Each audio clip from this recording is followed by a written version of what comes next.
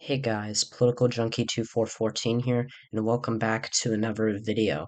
Now, today I'm going to be going over my second to last prediction for the 2023 gubernatorial elections, and this would be, I guess, for the we're about 9-ish days away from the election. I think a week from Tuesday, which is the 31st. I'm recording this on Sunday, October 29th. But we are very close to the election. In fact, one of the elections of the free has already happened, Louisiana, which flipped back to the GOP.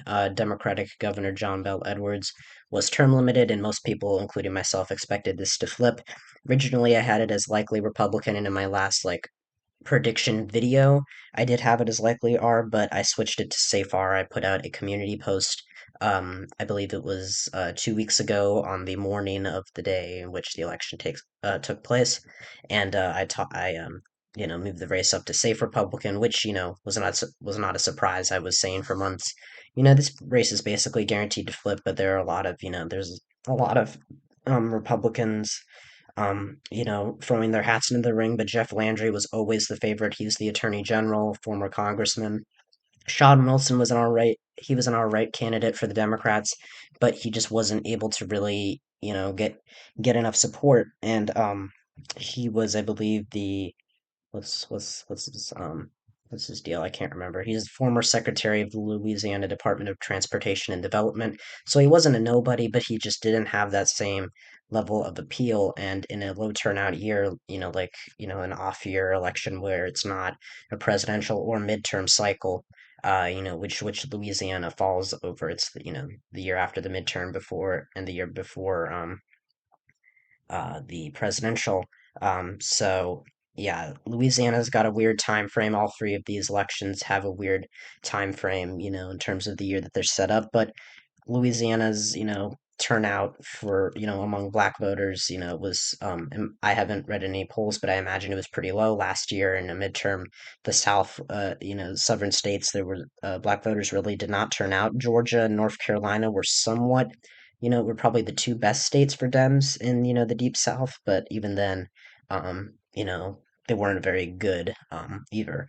And so Louisiana has already been settled, and so um, on that, we will mark it as safe Republican, because it's already been decided, and also, that's how it turned out in terms of margin and probability, which leaves us with the other two elections, which are much more interesting, Kentucky and Mississippi. In these two races, there are incumbent governors running for re-election, a Democrat in Kentucky, Andy Beshear, and a Republican in Mississippi, Tate Reeves. And they have very interesting dynamics. Their opponents are very the nominees challenging or their main challengers, I guess. The incumbent governor's main challengers are very, very intriguing. They're running interesting races, but at the end of the day, we're gonna have to see how it plays out. I think that these two elections, it's pretty obvious how both of them are gonna go. One perhaps I'm more confident in the than the other is Mississippi, which I'm going to put as likely Republican for a long time. Tate Reeves was viewed as a very vulnerable incumbent, and while he's not, you know, he's not. He underperformed in 2019. That was when Donald Trump was in the White House, and Democrats put up their Attorney General, or Mississippi Attorney General Jim Hood. He was the only statewide remaining, or remaining. He was the only statewide Democrat left in office at the time. He abandoned his job to run for governor. Made a pretty, he came pretty close, but he lost by 5, which was a lot better than Trump, who won the state by 17 points in 2016, but still he was not able to get over the hump. And while Tate Reeves has become a lot more unpopular since then, Republicans really rallied behind him. They did not really risk putting up a primary challenger to him. No serious independents ran to take away votes from Reeves, which would force the race into a runoff between Presley and Reeves, because Mississippi is a state that is, that does depend on, that does use runoff laws as many southern states do. But, Tate Reeves has really maintained a decent margin over Brandon Presley. Only one poll showed Presley ahead, and he was winning by 4. But this was also a poll sponsored by the Southern Poverty Law Center, which is a more liberal-leaning group. And even liberal-leaning pollsters, from April, one that Presley's campaign sponsored showed him down by 3. Um, the most recent poll that was sponsored by the Democratic Governors Association showed him down by 1. So, look, Mississippi is a very conservative state. Does Presley have, a chance to make it close? Yes, I think he will, undoubtedly do better than Joe Biden did in 2020. Reeves is still an unpopular governor. Weird things can happen in governor races, but as we saw in Louisiana, I don't expect in last year in general in the South, I don't expect black turnout to be very high. And the South is very racially polarized. I understand that Presley's been running a campaign to appeal to more conservative, typically, more conservative voters that you would think would typically vote Republican. And he's been taking more conservative stances, but overall, I just don't think that it's going to be enough for him to get over the hump. I don't think he's really going to come that close. He'll probably lose by 9 or 10. Um, Potentially he could make it to 7. He could make it a 7 or 8 point race. I was thinking for a long time maybe this could go down to lean. Maybe Presley could have a chance, but over the last couple of months, it's become very clear that he is probably not going to win this race. And so I do think Tate Reeves will be elected, reelected to a second term next Tuesday. Of course, this is not my final prediction, but I'm very confident that Mississippi at this point, this late in the campaign with nothing changing, is going to stay with the GOP. But on the bright side for Democrats, I do think that they are favored to win Kentucky. Now you might be saying, whoa, political junkie, what has gotten into you? Why does Kentucky have a Democratic governor to begin with? And that's because governor races, first of all, are very different. They're not nationalized. They're not like Senate and House races. In Kentucky, on the federal level, is very red. Donald Trump won the state in 2020 by like 26 points. I think in 2016 it was almost 30. But in 2019 there was a very unpopular Republican governor, Matt Bevin, who faced a primary challenge. And Bashir, who was the current attorney general, and his dad was also had been governor, he ran and beat Bevin, which was unexpected. Most of the polling, despite Bevin's extreme unpopularity and you know it being a Trump it being this election taking place when a Democrat or when Republicans were in the White House or had control over the White House, it really did seem like Bevin was going to win, but he did not. He lost to Bashir by the skin of his teeth. And so now, with Bashir as the incumbent, who is very, very popular, he has like a 60, I think it's above 60% approval rating. He's the most popular Democratic governor in the whole country. Among his constituents. And no, I don't think he's going to get, 60% of the vote, but the polling is looking really good for Andy Bashir. And if I'm going to say that Brandon Presley's own polling showing him down is a bad sign, I'm going to say the same for Daniel Cameron. So, Cameron, I guess I didn't really introduce him. He's the Attorney General of Kentucky. He won after, Bashir left the office to run for governor. And he won by a decent amount. He was, I think the first Republican in a while to win that office. Democrats statewide in Kentucky or locally, on more localized on a more localized level, I can't speak today. They do better, and they've won several statewide offices. But with polarization kicking in, that has slowly started that trend has started to, or there's been a trend in favor of the Republicans here, and Cameron, despite being expected just a year ago to really beat Andy Bashir, it really looks like he's going to lose. Several polls by Club for Growth, by his own campaign. Let's see. Let's find one here. I know there's one here. Um, really? About this one? Yeah, this is one. So this was all the way back in May, right after Cameron had won the primary. And I will say this, he did win that primary by a lot more than most people expected him to. Who was thought to be his, main opponent in that primary for the GOP nomination, actually got third place. But the polling was kind of, scattered and weird.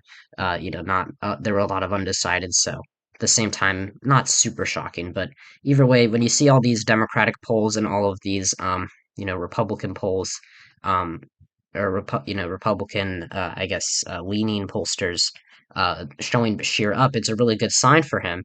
And keep in mind, he won already in 2019 when he didn't have this sort of, when the polls actually underestimated him.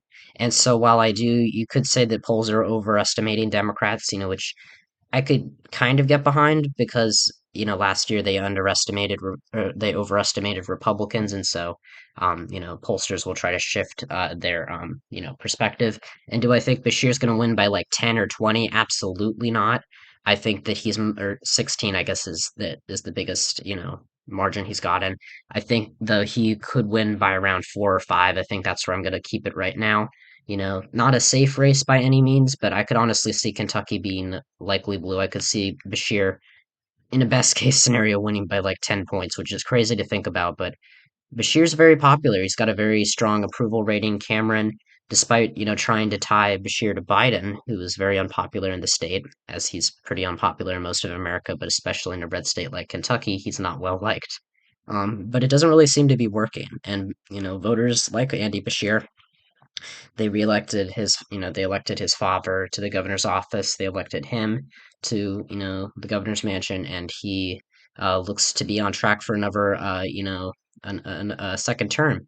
And I think that that is what we are going to see. Most people are very confident in him. And last year in Kansas, there was a similar situation where a Democratic incumbent, Laura Kelly, was facing off against the incumbent Republican Attorney General. I think his name was what? Derek Schmidt? It's been so long. I got that race wrong. I thought that Kelly was going to barely lose, but I was not confident. I was kind of there was a voice in the back of my head telling me that Kelly was going to win and that I would be wrong, and I was wrong. She actually did win. She was very, very she had a very impressive performance despite Republicans doing well on the federal level. So there is a precedent for Democratic governors in red states being well liked, and Andy Bashir is even more popular than Laura Kelly. So I think right now this is where I stand on these three races. Louisiana's already, I mean, on these two technically, Louisiana's already done. Mississippi, likely red. Presley, I don't think has a serious shot at winning. In Kentucky, lean Democratic, closer. Bashir could win um, by a likely margin. I think it's closer to likely D than toss up, but Cameron's not out of it yet, and so this is the tab that I accidentally opened. This just shows you where after the elections, this year's gubernatorial elections, where the map would stand. Of course, there are 2024 elections that I will be making predictions for that I already have started to. Those are overdue, but I'm going to focus and wait to do those until after next week. When exactly I will make my next governor prediction for next year's elections, I'm not sure, but it will be soon. So yeah, you would see the Republicans would just flip Louisiana. This is what they look like currently. I don't think Jeff Landry's taken office yet. Let's actually look. I'm not sure. I think he's supposed to take office like in December or something. He's the governor elect, yeah. So he's not assumed office. Oh, he's assuming it next year. Oh, okay. I thought Louisiana. That's weird. I thought that they assumed office like in December or something of the election year, but that's weird. Anyways, yeah, so Louisiana currently John Bell Edwards is still the incumbent governor, but he will not be for much longer. So yeah, that is where I stand on these races. I think I'm just kind of blabbing to myself, but yeah, thank you all so much for watching. Make sure to hit the like button, subscribe to the channel if you did enjoy. Share this video with someone who you think would enjoy it. And if you're interested, check out some more of my content if you're interested in, politics, like I am. And yeah, leave a comment. Do you think Andy Bashir will be elected? Do you think Tate Reeves will lose? Do you agree or disagree with my takes? I really want to know. I am open, to a discussion about it. So, yeah, let's have, let's talk about it, I guess, what I'm trying to say. But yeah, thank you all so much for watching. If you If you're interested in some of my other content, check out my other channel, Interactor127, and my comrades channel, GrowlingZeus666. And yeah, I'll see you guys next time when I talk about all things politics. See ya.